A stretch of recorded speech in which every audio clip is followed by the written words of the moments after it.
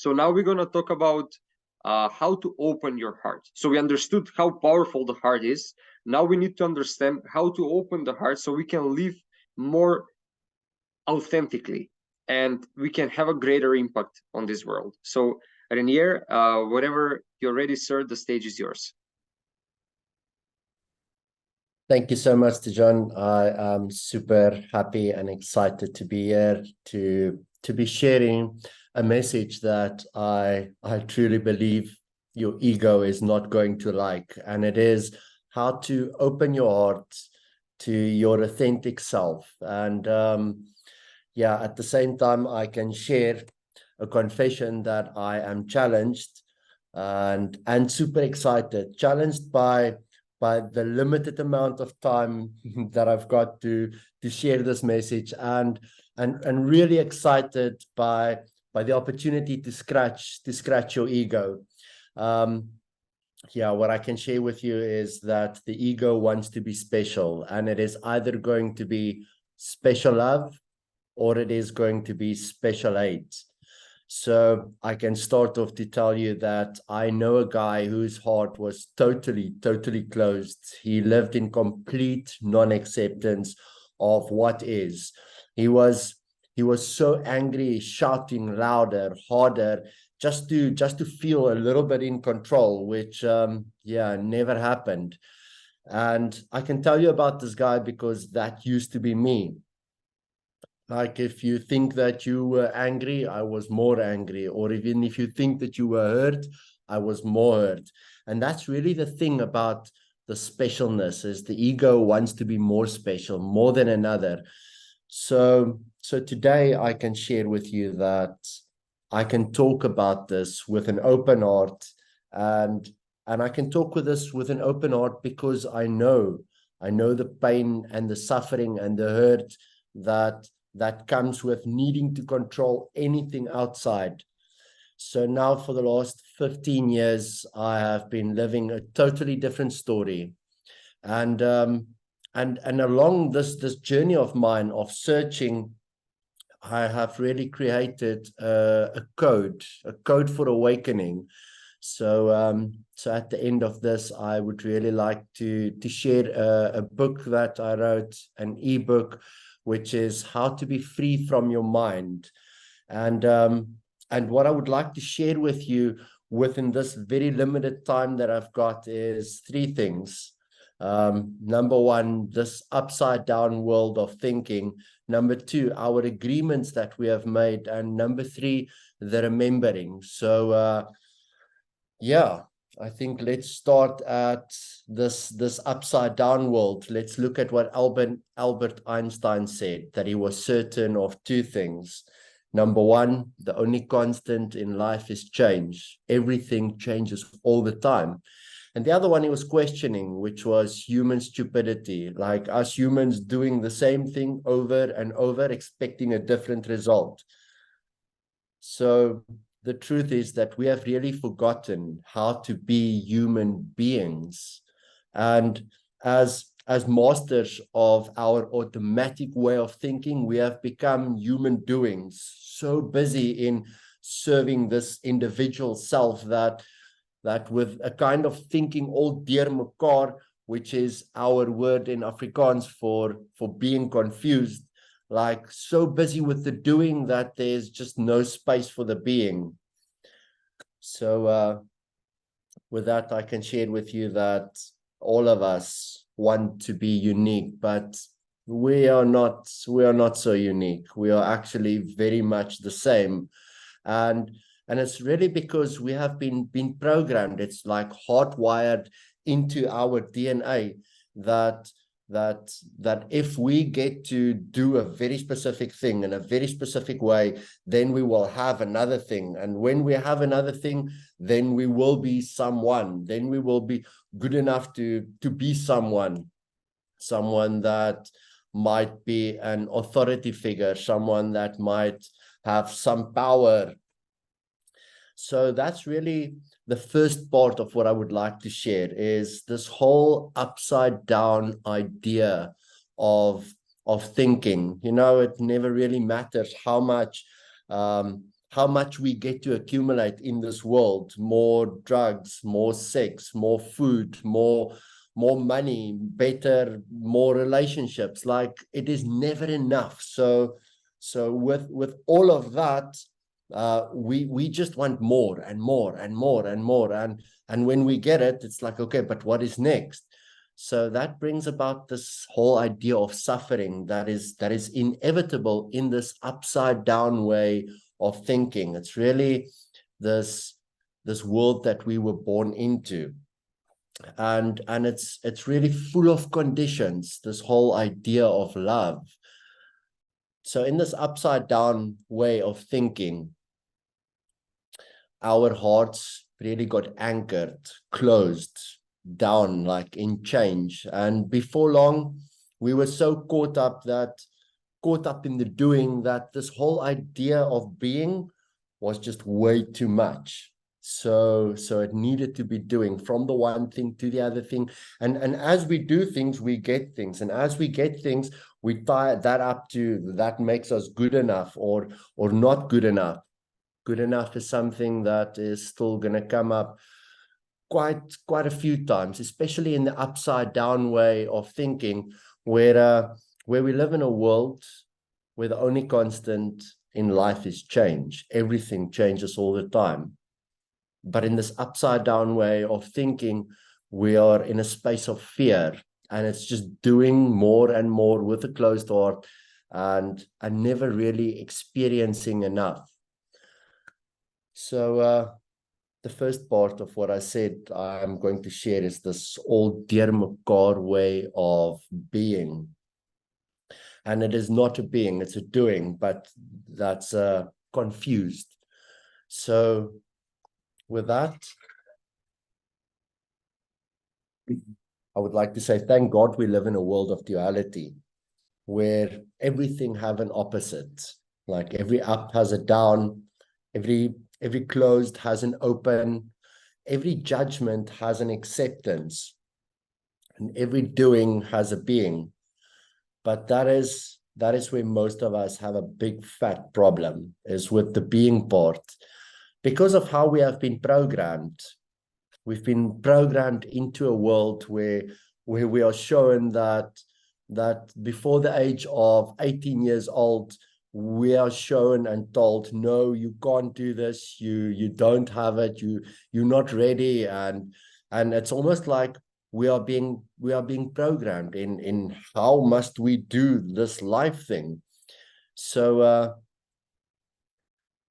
the truth is that the choice to take responsibility and to make a shift, if I get to look at all of the speakers so far, it's like all of us are doing what we are doing because we got to reach a certain point, and that point was like, enough now.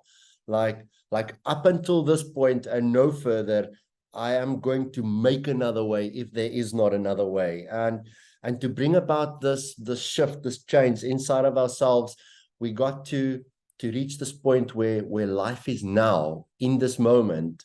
It is not a one-day thing. It is really in this moment that we get to make this decision to say, something will change, something will be different. I do believe that we all are chasing the same thing, which is just really, truly to be happy on the inside, right here, right now, in this moment. But life is not going to make that all that easy. It's almost like life is going to be set up in the total opposite. So because we live in a world of duality, it's really easy to look at, when we are stuck in one end, what is the other end and what does it look like? So with that, I can share with you that mind, apart from heart, cannot think. Just listen to that for a moment. Like this mind, when this mind is not connected to the heart, if this mind is not checking in with the heart, if this mind does not reach that point of like, okay, we can work together, we cannot think, which means this mind is programmed with something totally different than what this mind is programmed with. And yes, I can go into the gut as well, a whole nother story. But let's first look at mind apart from heart cannot think. So I can share with you about the agreements, why the mind apart from the heart cannot think is because this mind up here has got a logical side and it's got an emotional side, and it's like two totally different ends. And both of them are programmed with fear. Like up until the age of 7 years old, we were really free from fear, free from like even yesterday or tomorrow. So that's really a programming that was programmed into us. So this mind, logical and emotional side, both of them programmed with fear. And the heart has got a different agreement. The agreement with the heart is love, but not conditional love of this world. So it is truly unconditional love that allows everything to be as it is. Like I said, I knew a guy that was very angry and he wanted to control everything and also did his best to be in control. But the truth is that there is never any control outside of ourselves as we might believe we have. So, yeah, how to have this head check-in with the heart is really a process of being able to stop and to breathe.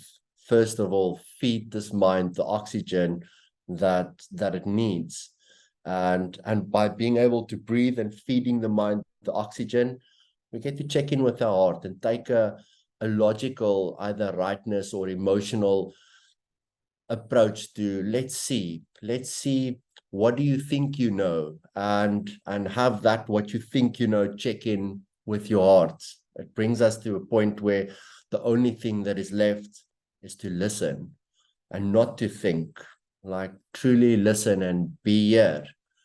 It's not rocket science, but yeah, it's much easier said than done, because the logical mind wants to be right and the emotional mind wants to feel about things. So to bring that in and check in with the heart is really what we have got in that moment of accepting. So open acceptance is really what it is that we get to bring about in our everyday experience, work, personal, professional, social, spiritual, every area of life. We get to bring in this openness and the acceptance of what is. But like I said to you, I'll be able to speak about three things today. The second one is the agreements. So with this fear agreement that the mind have been programmed with, and this love, unconditional love agreement that the heart has been programmed with, it's so easy for us to want to be in control and just cut off this whole idea of the heart and just like on a space of mind, go and create. And if we really get to stop by breathing long enough just to look at these two agreements, we can see that on a level of subconscious mind, this agreement of fear or this agreement of love will be the one that is driving this whole essence of who we are. It's either driven by this fear, which in an upside down world have been programmed into each and every one of us.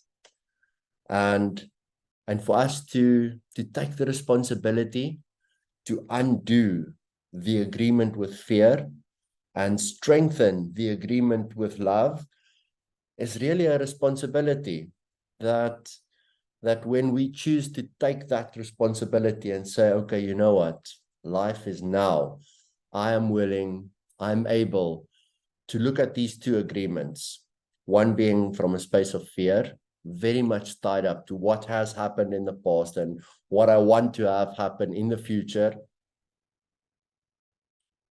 Also, look at the agreement with love, unconditional love, something that we are all running around and looking for out there, outside of ourselves. just to find that this is really something inside of each of us. Like I say, before the age of 18, we have been programmed more than 200,000 times with no, stop, don't, you can't, not there. So we have created a 6-step open acceptance method code for awakening, like awakening the mind to silence and opening the heart to unconditional love. So the part of being challenged is time. I would love to run through all of them, but we have got 6 steps: acknowledge, accommodate, have patience, persistence, until consistent and congruent way of being is created. And it's really an undoing of the doing part. But if we have to look at how we have been programmed, it's quite something, that this thing of us getting to be honest with this idea of just one idea of not enough. There's a whole lot of self-judgment that we get to walk around with within ourselves, judging ourselves and not wanting the world to judge us out there. So we come up with a story, and this is like a sugar-coated story, something that just feels a little bit softer. It's like some place that we might have failed, and what we do is quickly just sugarcoat the story, this failure, because of this judgment that I have for myself, and just present the sugar-coated story, which is especially when it comes to not enough. So making the acknowledgement is really 90% of the work. It is the biggest part, because once the acknowledgement is made, like 10% is just going to have this opportunity to put attention on another way. Like I said, we live in a world of duality where the judgment has got the acceptance. So once the acknowledgement is made, it's really easy to take the next step and accommodate myself, knowing that there's not a right or a wrong way. And in accommodating myself, I really have acceptance that in this world that everything is changing all the time. To fail is not really a bad thing, unless I get to put a label on failure. But in all essence, in all truth, every failure is really there to help us to grow, to become greater, to expand. So let me unpack this for a little bit. There are 2 ways of failing. The first way of failing is the unsuccessful way of failing. And this is where the thing of Einstein gets to play a role, human stupidity, where we do the same thing expecting a different result. Now, if we are failing in that way, the same way, over and over and over again, the judgment on ourselves is harsh. So that's where we sugarcoat it, and we don't want anyone else to judge us.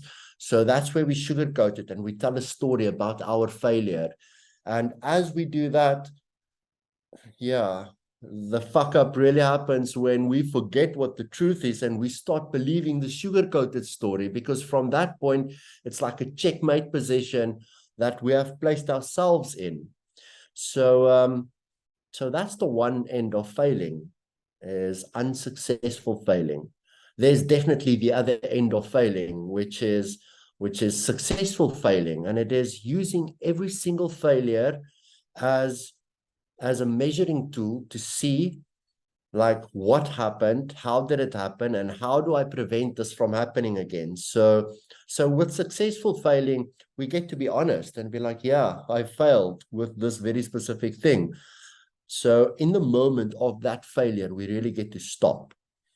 We get to stop and go back to practice the breathing, put oxygen into this mind. And that's really the only way to quiet this mind down, the logical and the emotional side. And as we stop, we get to look. And that's a great big deal, because in looking, we get to be honest. There's no sugarcoating that is going to happen within this moment of being honest. So we stop, we look, And then after looking, we plan, like, how do I, from this point of view, now get to not make this same mistake again, not fail in this same way again? How do I use this failure for me to grow and expand? And within that, I get to never fail like that again.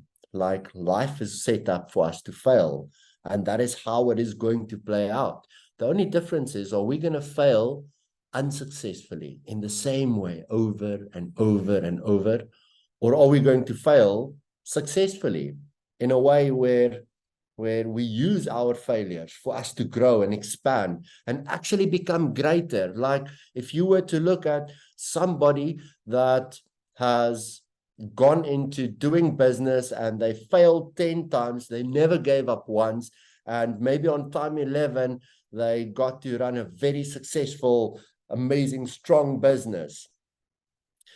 Like, if they were to give up after attempt number 6 or 8, like, no, this is not working, then that is that human stupidity that Einstein is talking about. It's like us giving up and stopping to participate in this game of life. And in the upside down way of thinking, in the upside down world, we get to do that a lot. Just like stop to participate, sometimes in relationships because we failed too many times, sometimes in our professional career because the failure was too hard, and the story that we got to tell ourselves. So that unsuccessful failing will get to play a big role. So and that also stems from this place of this agreement that the mind has got with fear, and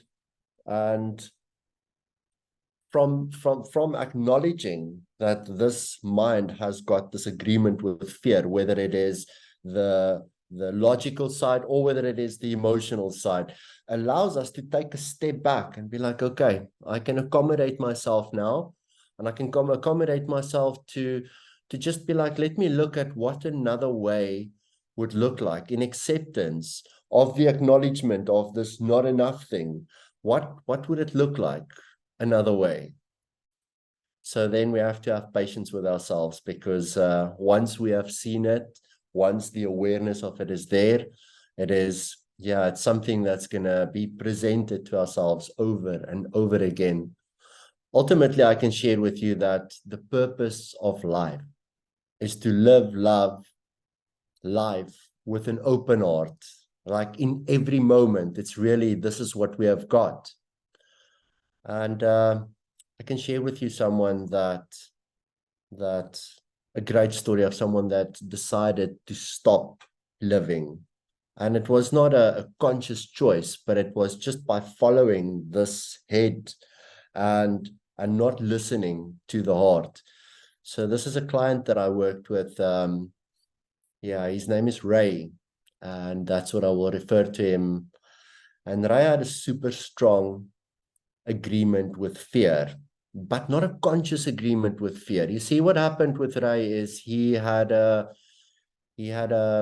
heart attack 5 years prior to calling me, and he was so afraid of dying that he really stopped living. And he had all of this amazing technology around him that would count his heartbeat at every moment of every day. And with his heartbeat, he knew exactly where he was and what was happening, and what it's supposed to be. And if it's not, he was super stressed. And the only place in which he really got to put that down was when he got to show up in his professional life, which is something he was really good at, a presenter actually. And every time he got to present something, that all just went away, and he really got into that zone, into that space of just flow. And it was really beautiful. And he said to me that that is really what he wants with his whole life, in every area of his life. So with the open acceptance method, we got to unpack this idea of the heart. Now, let's look at in love. Now, I'm sure each and every one of you on this call today and the ones watching it afterwards have had this experience of in love, like something that the heart beats really fast. And as the heart beats fast, the stomach makes butterflies and it's feeling all excited. And the legs have got like a little bit of a shaky feeling to it. It's like all just like super, super intense. And this is the feeling of in love. And it's really an amazing feeling to feel. But if we were to examine the exact same phenomena for the feeling of being in fear, we will find that number one, the heart beats really, really fast.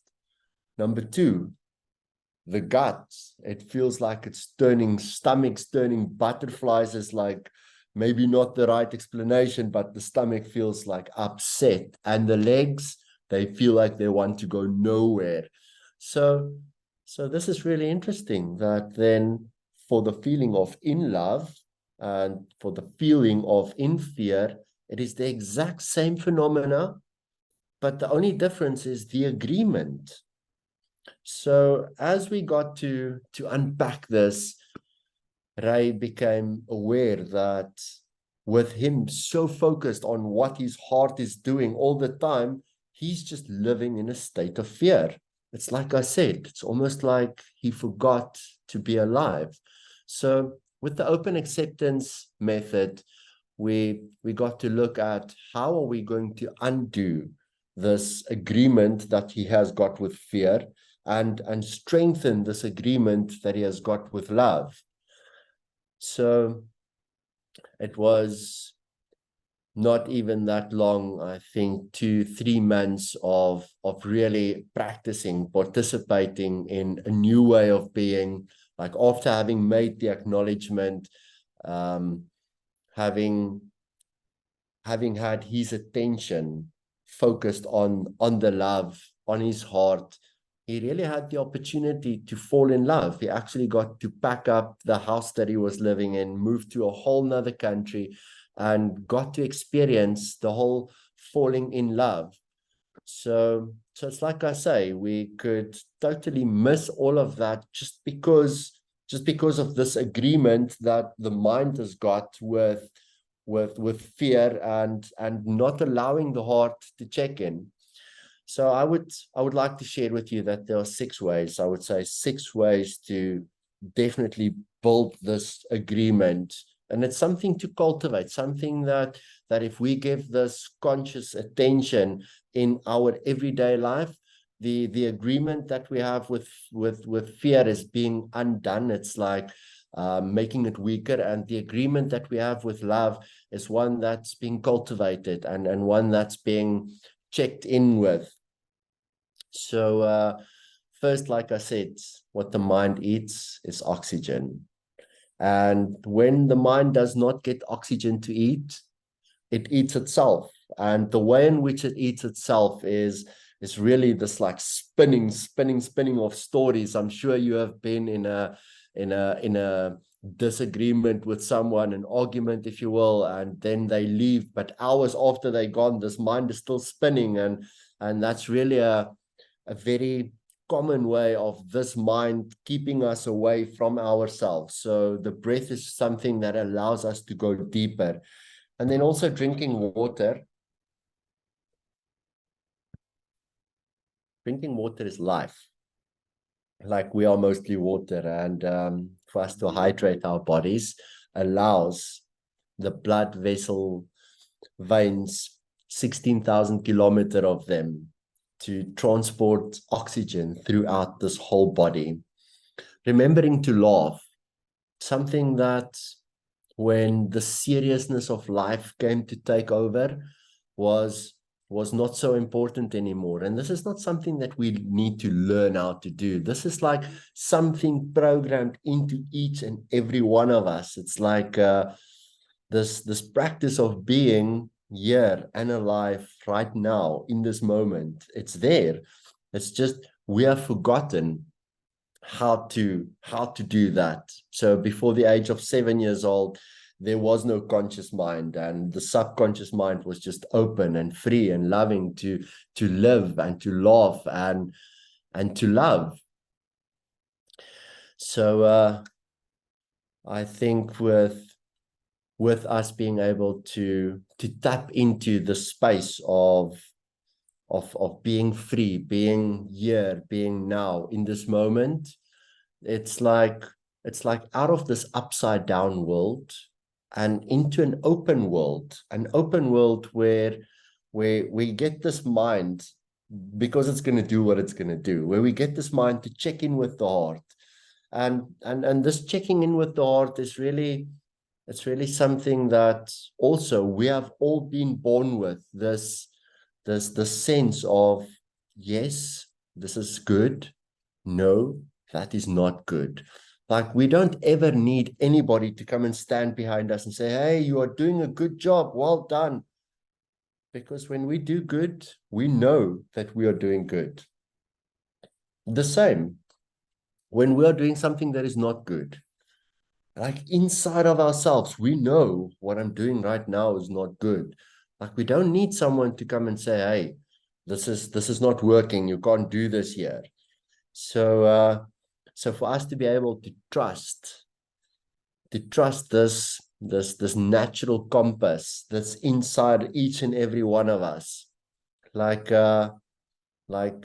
it's a simple daily practice of just listening to this logical side and what it says, and ask it, like, okay, come and check in here, come and check in with my heart and see if this is conditional, if this is there to get something, or if this is an unconditional place of extending, of giving. And if it's not, then why would we do it? It's like we would know whether this is in flow of elevating us, or whether this is like having us in a place of lack, of not enough. And that is just how we have been programmed. So if it is like that, then also the acceptance, like, I can see this. So I can share with you that when we get it right to just be present in this moment, here, now, there is really only one of three things that can happen. Number one is we get to serve the moment. And in serving the moment, there might be another human that we could give a hug or an ear to listen to. We could experience the moment, just like be in it and be like in awe of it. Even if it's something unenjoyable, just be like, wow, I am experiencing the totality of what this moment is offering me. And if possible, we could raise the moment. Maybe we get to plant a tree. And in planting a tree, it's raising the moment. It's making another one better later. So with that, I can say to you, it's almost an intentional way of living, where the upside down world becomes this open world where all of these emotional and logical sides of ourselves gets to check in with the heart. And like I said, if we get to be real and we are in acceptance of what is happening, then happiness changes into authentic happiness, something that is there, that is alive in each moment for that moment. And it's not something that someone will bring or give to us.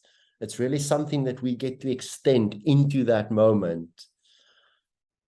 Like I said, mind, apart from heart, cannot think. In this 6-step guide, how to be free from your mind, a guide to awaken your heart to unconditional love, is something that I would really like to share with you. And the process of following 6 steps, really so simple, to have check in with the mind, run through the process, let it check in with the heart. And if that sense inside of yourself is not like, yes, strong, I'm doing this to move forward, then it's really easy. to take that step back and be like, you know what, this is not for me. And within that, we get to take responsibility. We get to be the responsibility. The responsibility that this whole idea of I am still young, I must still have like 20, maybe 30, even 40 years left on this planet called Earth, like that idea of forever, it just goes to a place where, you know, what if I've only got today? What if this is my day? And if this is my day, what would I do with this? Would I be up in my head, spinning around the fear of emotional or logical, or would I just be here in this moment right now and extend open acceptance into this moment without any likes or dislikes? So with that, if this day here today is your last day, if this evening here is your last evening, what would you do with this moment?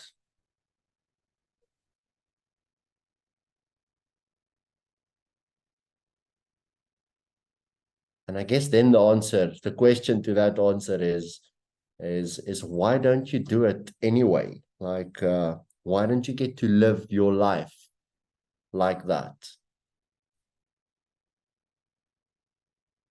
As if that is what we've got, is this moment, this instant.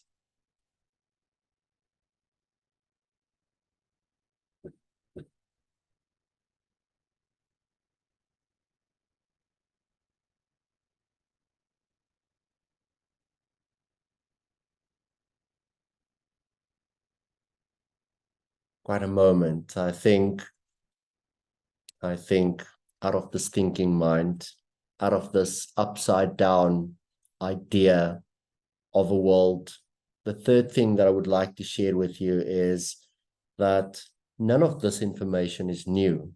None of it. All of this information is really something that if we get to look at the truth of this, all of us have experienced authentic happiness, like a time and a space within which we 100% believed in ourselves, whether it was before we started walking, while it was during that time and space where yesterday and tomorrow did not exist. It was not there. The only thing that was there was this instant, this moment. There was no mind. It was just heart.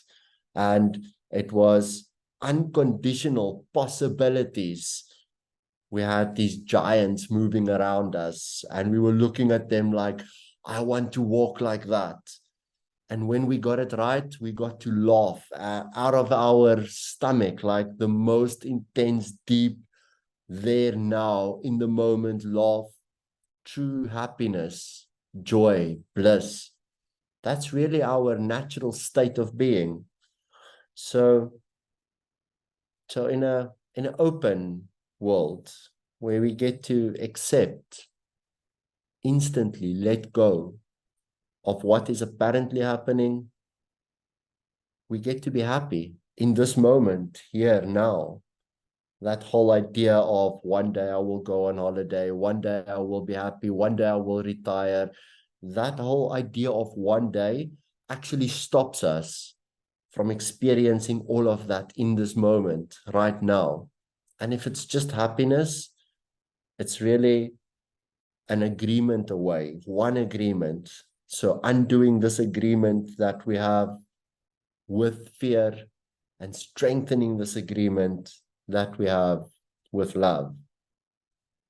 Thank you, Renier, so much for sharing this beautiful talk with us and empowering talk and reminding us to live in this moment. That's the only thing that exists. We so often, as you said, can get stuck in here in the story that this brain here is telling us, that we forget the real truth of life that's happening right here and all around us and all the time.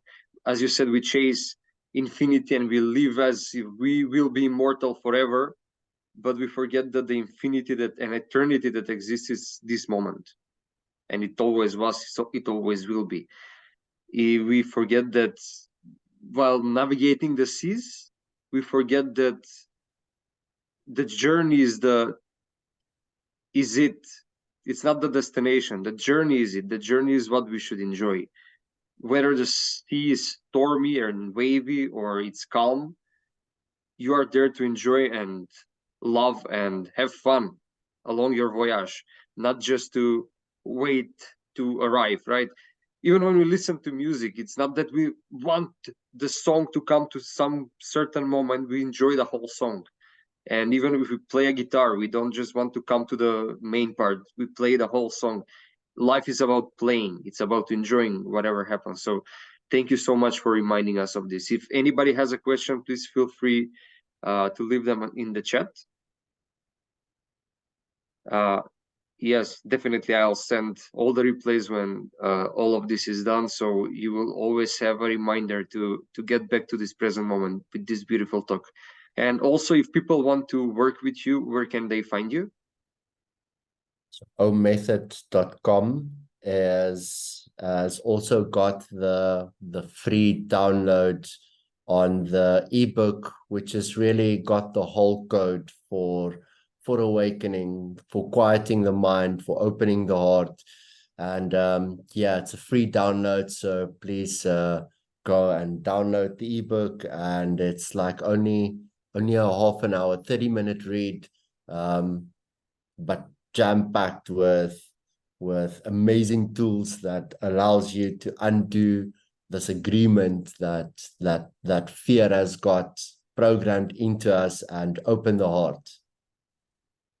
Thank you so much. I shared the link in the chat, and if anybody wants to go there, you will find it, the book as well, right? So it's on the front page.